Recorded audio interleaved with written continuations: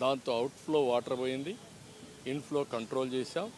ఈరోజు నీళ్ళన్నీ కూడా పోయే పరిస్థితికి వచ్చి రాత్రికో రేపో మొత్తం నీళ్ళన్నీ కూడా బెయిల్అవుట్ చేసే పరిస్థితికి వస్తున్నాం. అయితే ప్రతి ఒక్కరి ఇంటికి ఒక విషాదమైన సంఘటన. ఇప్పుడు ఎవరు కోలుకోలేదు, నవ్వుతున్నారు. నేను వాళ్ళ ముఖంలో నవ్వు చూడాలి, మనోధైర్యాన్ని ఇవ్వాలనే ఉద్దేశంతో కొన్ని వందల వేల వాహనాలు పెట్టి చేయడమే కాకుండా ఈరోజు కూడా బియ్యం ఇచ్చిన తర్వాత కూడా వాళ్ళకు ఫుడ్ సరఫరా చేశాం. వాళ్ళ బాధ నుంచి మర్చిపోవాలని. వాళ్ళందరూ బలహీనంగా ఉన్నారంటే నిన్న మళ్ళీ ఒక ప్రత్యేకంగా ఒక కోడిగుడ్డు కూడా ఇమ్మని చెప్పాం. ఈరోజు చూస్తే మొన్న క్యాంపులకు వచ్చే వాళ్ళందరికీ బట్టలు ఇచ్చాం.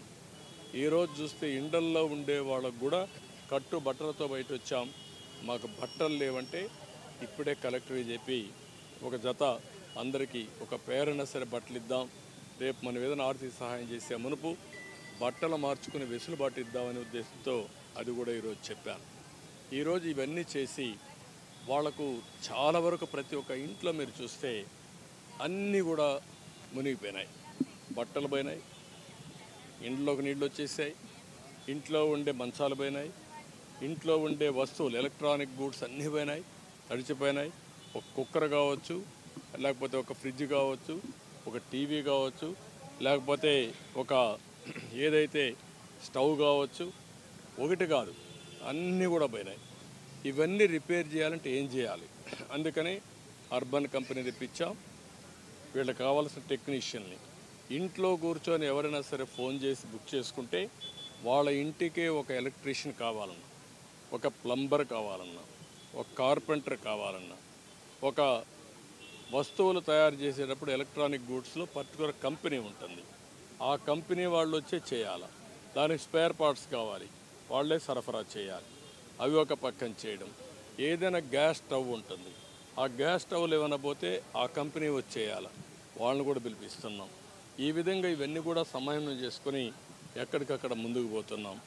ఇది ఒక పక్క చేస్తూనే ఇంకొక పక్క ఎవరైతే మోటార్ బైక్స్, ఆటోలు, స్కూటర్లు, కార్లు ఇవన్నీ కూడా తడిచిపోయినాయి. తడిచిపోయినప్పుడు కొంచెం వీళ్ళందరికీ ఏం చేయాలి? కొన్ని కొట్టుకొని పోయినాయి.